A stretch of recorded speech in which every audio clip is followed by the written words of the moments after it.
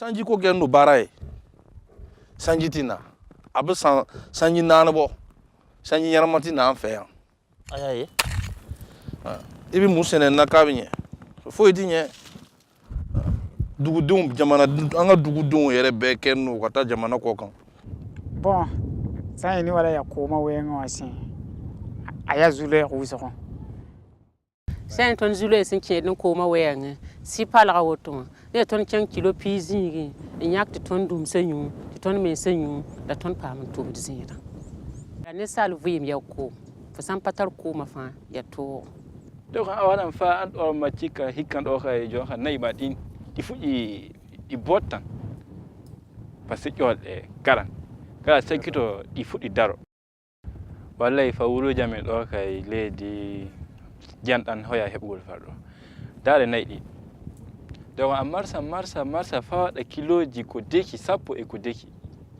bala yum tanten ko ma wa ko tenga ton non tu makan ko nga ton no ni ga yikani yunga rahma yibla man la bewlan tabara son nan pam ko mo nyu bal ba tar yam non na ngom te ko kaya tila hona yika men ba yam daw.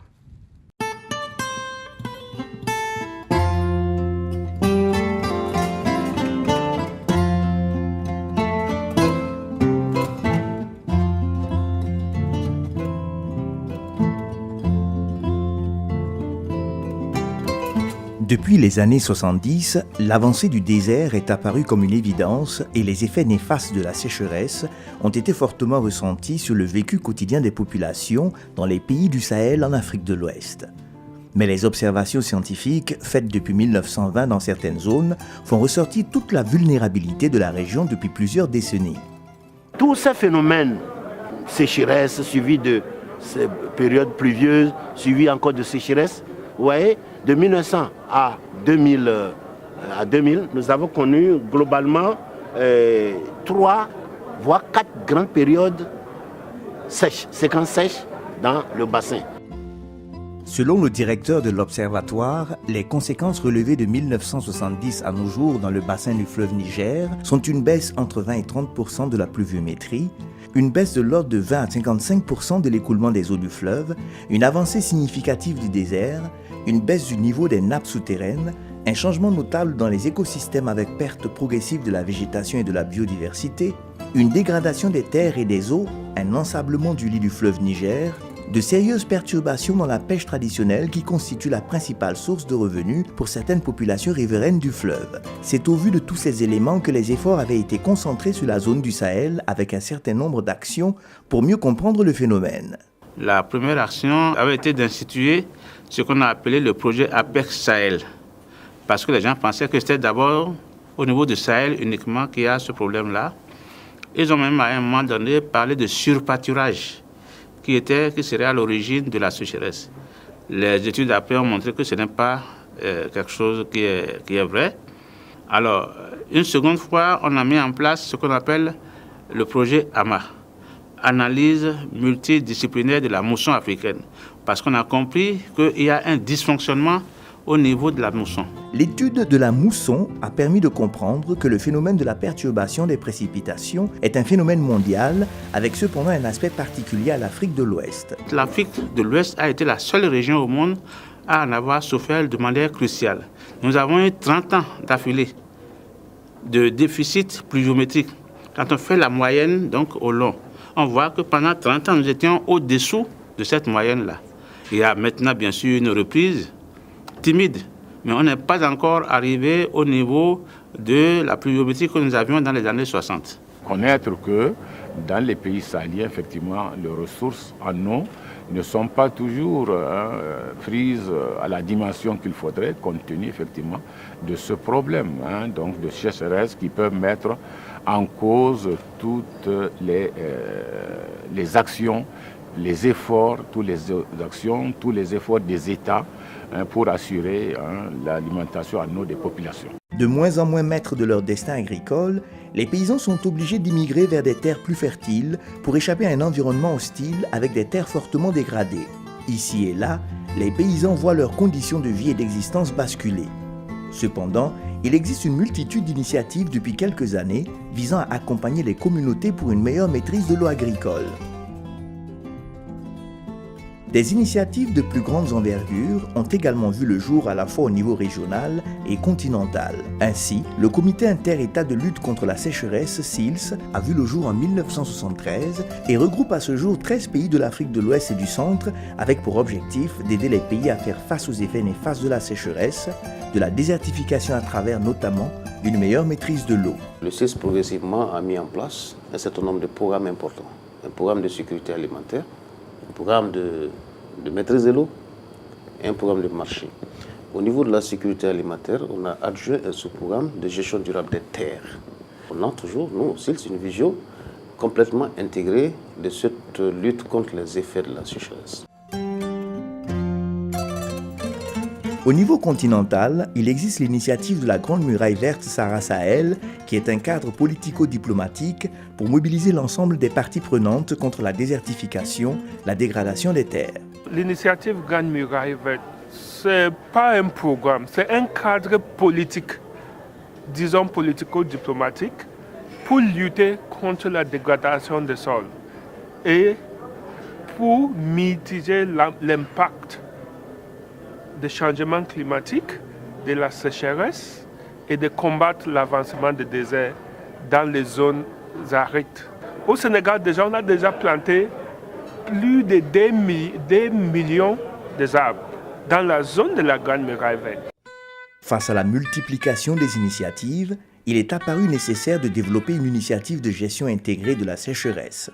Ainsi, en mars 2013, à l'issue d'une rencontre de haut niveau tenue à Genève en Suisse, fut créé le Programme conjoint de gestion intégrée de la sécheresse par l'Organisation météorologique mondiale, OMM, et le Global Water Partnership, ou Partenariat mondial de l'eau en abrégé GWP. L'objectif de ce programme conjoint est de contribuer à l'amélioration du suivi et de la prévention de la sécheresse en fournissant des orientations pratiques et stratégiques et en diffusant des informations et des connaissances scientifiques ainsi que les meilleures pratiques en la matière. Lancé en janvier 2015 en Afrique de l'Ouest, le programme dont la phase pilote va s'exécuter dans 3 pays du Sahel, le Burkina, le Mali et le Niger, couvre toute la région. On commence l'expérience par ces pays-là. Les projets pilotes qui vont être examinés, mis en place, vont permettre de l'étendre le projet à toute l'Afrique de l'Ouest. Le projet gestion intégrée des sécheresses au niveau du Burkina Faso sera un plus pour le PNE, à ce sens que ça va nous permettre de contribuer un tant soit peu à la lutte contre la sécheresse. Dans un premier temps, ça va nous aider à accompagner l'administration, les communautés locales, à renforcer leur résilience vis-à-vis de la sécheresse. Le projet de gestion intégrée de la sécheresse en Afrique de l'Ouest ambitionne de fédérer les initiatives en mettant en place des plateformes à la fois au niveau pays et celui de la région. Il s'agit de mettre en place des plateformes où les différents acteurs intéressés vont se retrouver avec un leader. Il y a une institution lead au niveau du pays qui va fédérer les efforts de tous les autres acteurs pour porter un programme, un plan d'action conjoint, de manière à ce que la synergie puisse être bénéfique aux résultats. Le projet est bien accueilli dans la région et suscite de grands espoirs de la part des partenaires qui, tout en ayant des attentes, sont prêts à y apporter leur contribution.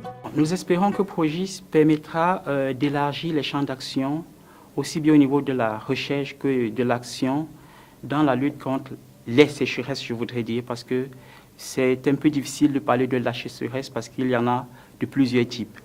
En fonction des domaines d'activité, on n'aura pas la même sensibilité face à la sécheresse, donc on aura des définitions différentes, qu'on soit hydrologue, agronome ou météorologue. Ce projet renforcera le partenariat entre les institutions en charge de l'environnement, en charge de la protection civile et en général en charge du développement comme dans le domaine de l'agriculture, comme dans le domaine de la protection de l'environnement. La question de l'eau est au cœur en fait des questions environnementales de manière large. Or, il se trouve que dans le débat sur l'environnement, la question de l'eau n'est pas suffisamment prise en compte. Et donc, je pense que ce projet pourrait contribuer vraiment à faire en sorte que la question de l'eau soit au cœur du débat sur les questions environnementales, sur les questions climatiques. Et non seulement au niveau régional, donc en faisant vraiment une jonction entre les politiques de gestion intégrée des ressources en eau, donc, et les politiques environnementales, les politiques sur les changements climatiques. Tout le monde sait que la sécheresse entraîne donc le tarissement des points d'eau. Pourquoi ne pas vulgariser par exemple des techniques d'irrigation qui économisent l'eau, comme par exemple les techniques goutte à goutte. Nous disons aussi qu'il y va peut-être de la volonté des décideurs à mettre en place des solutions efficaces et durables en Afrique de manière générale pour lutter contre la sécheresse qui entraîne tout simplement la souffrance des populations, la pauvreté, et ce qui évidemment a un impact sur le développement. C'est un projet qui est capable en fait de susciter d'autres financements et donc nous souhaitons que le projet soit mené très bien coordonné avec tous les acteurs pour pouvoir vraiment aboutir à un plus, pour apporter une contribution. Il y a beaucoup d'organismes qui travaillent sur ces aspects, mais je pense que la présence de l'OMM, c'est un plus et nous souhaitons que ça apporte également un plus à la connaissance, à l'amélioration de la connaissance.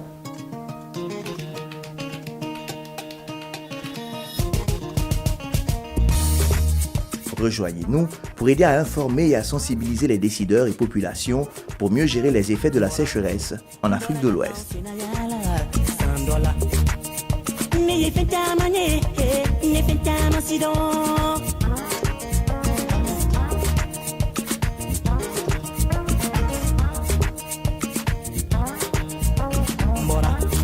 Mbora katan senayala sandola. Me fenta mane